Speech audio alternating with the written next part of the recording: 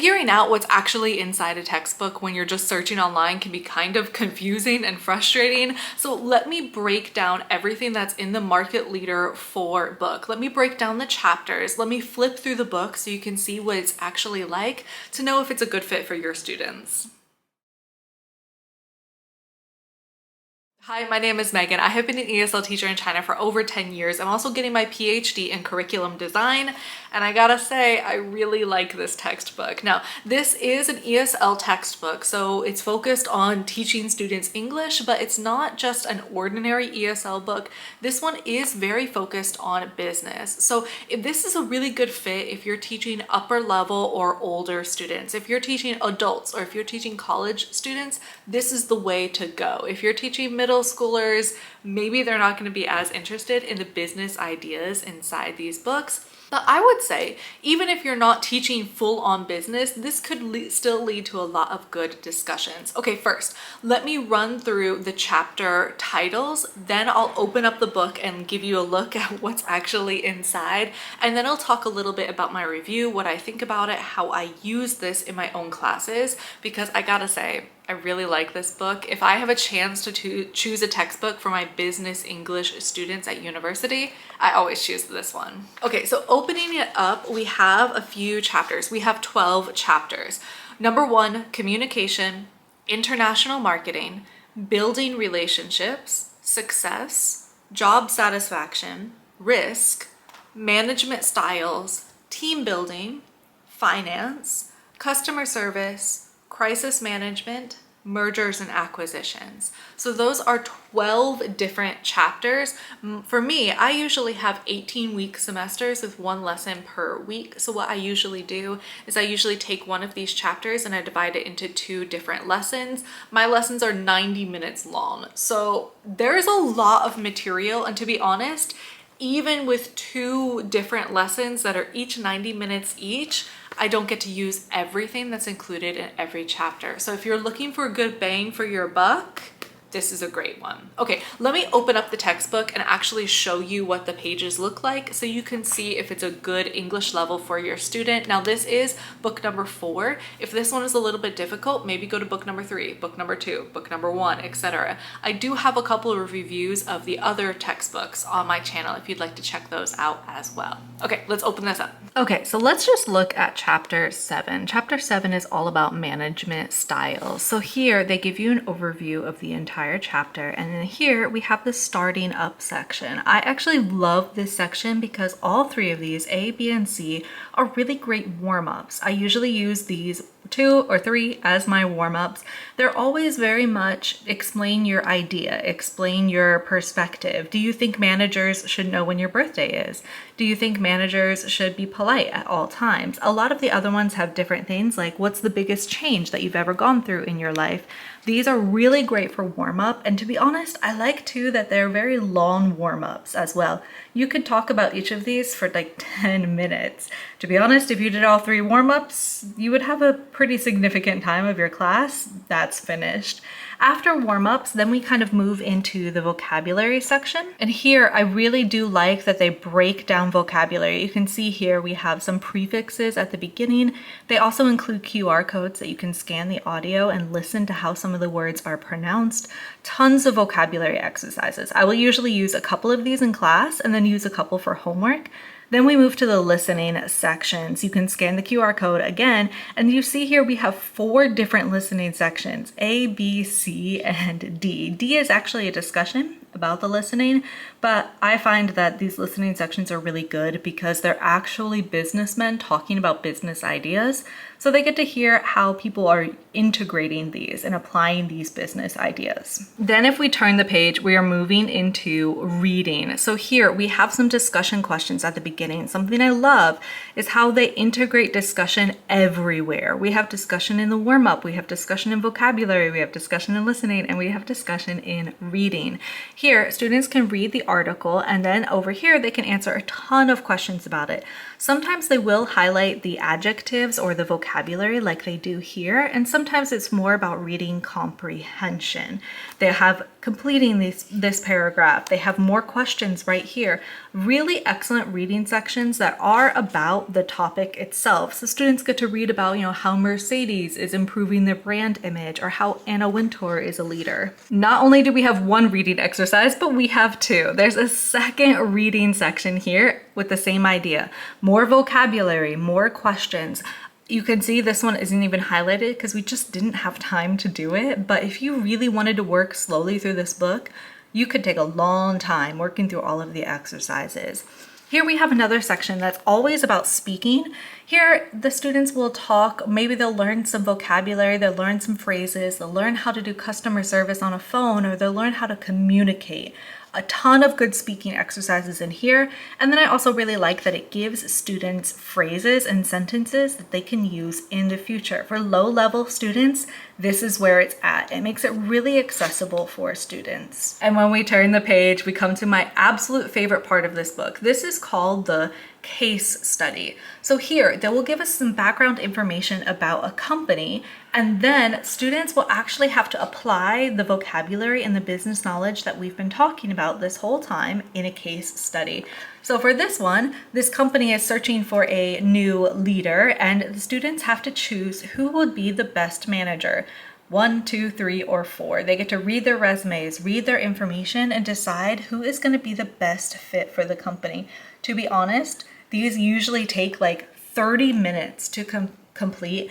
And when my students finish their classes and they finish the textbook, they always say these are the most important parts because they really got to apply what they were learning. And they all tell me that they felt like they were so cool. They felt like they were actually employees at a company. They're actually communicating about important things in English. Now, usually that's kind of the end of the lesson. As you can see, if we flip the page, then we are just going into part 6, which is all about team building. And here it has a quiz, like what type of team player are you? Great warm-up activities. But if we finish chapter 7, chapter 8, and chapter 9, after we finish chapter 9's case study, then there usually is a section that's all about culture. And this would be excellent to use as a project or even as a bonus lesson. In a sense, it's almost like a review of the last 3 or 4 units, and they have this multiple times throughout the book. Super useful for exams, super useful for projects, super useful to just stop and see how our progress is going. If we turn the page, then we come to like a review section specifically for the vocabulary. I use this a ton for homework. Super easy homework assignments already built in. For example, they'll choose the best word to complete the sentence. They'll fill in missing words using the prefixes. Maybe they'll write an email to respond to a customer. They'll circle the odd expression in the group. They'll choose the best expression to complete the sentences. Then they also have an entire section for this unit grouping for presentations. So you could again use this as an exam or use this as a project or some type of other presentation. They have a whole nother one about meetings that you could use as project homework presentations. Then we move on to chapter 10. So you can see they have so much material in this book that you can use for a variety of students for a variety of levels. And like I said, this is very business focused, as you can probably tell by the contents and by the topics, but I find it works so well for adults who want something a little bit beyond like shopping at a store or buying things at a restaurant. They want something that's much more business focused, much more professional. This, in my opinion, is the go-to business book. I love the diversity that it has. We have reading exercises, we have vocabulary, we have speaking, we have bigger projects that are used for discussion. Even if you were teaching a student one-on-one, I think you could still use those case studies. In fact, I have used those case studies in a one-on-one student, and together we both pretend that we're employees of the company and we discuss, who would be the best fit.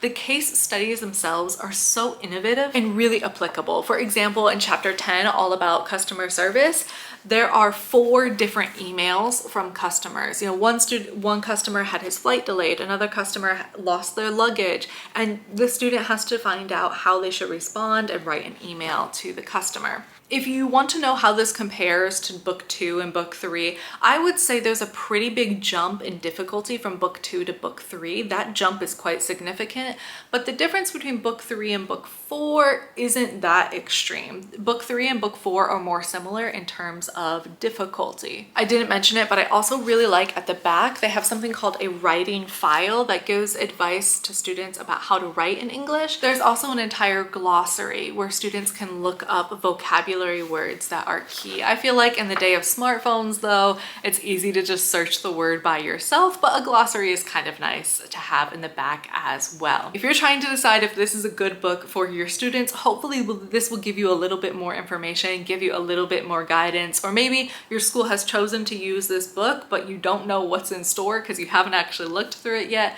Hopefully this gives you a better idea. So typically what I do if I'm teaching, I like to divide each of these chapters into 2 parts. To be honest, you could divide it into 3 parts, but I usually will divide it into 2 parts. For the first lesson, we'll talk about some of the warm-up. Then we'll really focus on vocabulary. Then we might do a listening exercise and we might do one of the readings. For the second lesson, I'll go back and I'll use some of the warm-ups that we didn't use already. We'll review the vocabulary. We'll do the second reading. We might do that extra speaking practice, and then we'll really focus on the case study because the case study brings everything together that we have studied. Like I said, if you're curious about book 2 or book 3, you can check out some of the other reviews on our channel.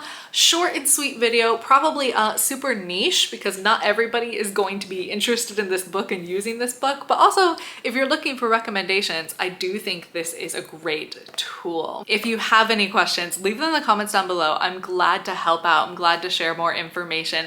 And if you'd like to watch other videos about life in China or how to be an ESL teacher or how to improve your ESL teaching skills, you can always check out the other videos on my channel or visit the website atlasteachingesl.com. Okay, thanks so much for joining me today. I'll see you next time. Bye. Okay, so I just wanted to add this additional flip through, that way you could get a closer look of the content. So this is chapter 1, all about communication. Here we have all of our warm-up activities. And we start to move into the vocabulary. Listening is super useful, especially since you can scan the QR code. Then we turn the page and we get our first reading. There are a few communication discussion questions before the reading. And after the reading, there are a few exercises that the students can complete.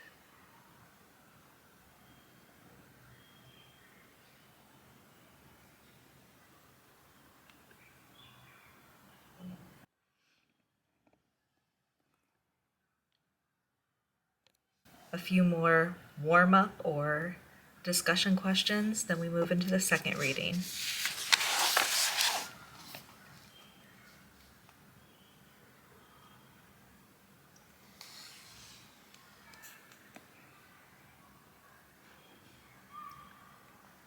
We move into the skills section, which is just the speaking. This one has some additional listening as well. This useful language section is one of my favorites. Really good for lower level students. And then we move into the case study.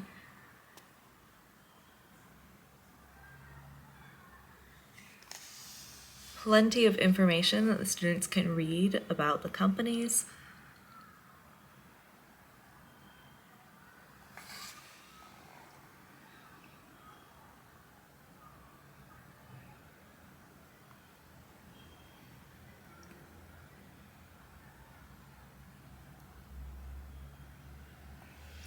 They usually also include an additional writing section that you could use as a really easy homework assignment.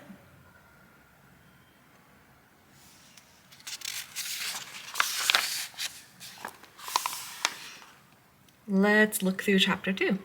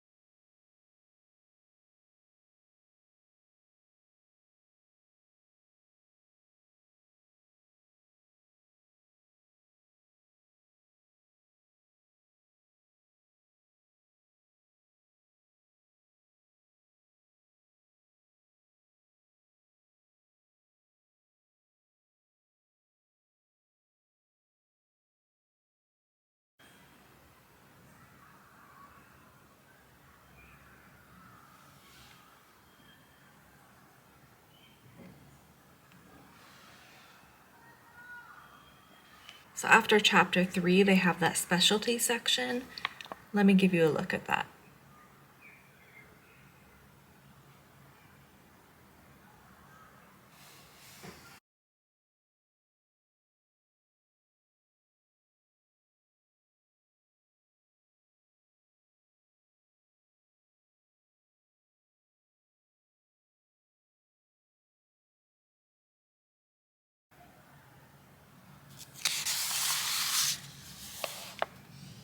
And then we have the revision section.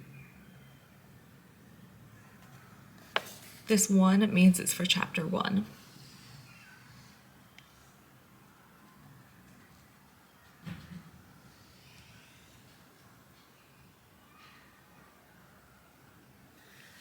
This 2, chapter 2.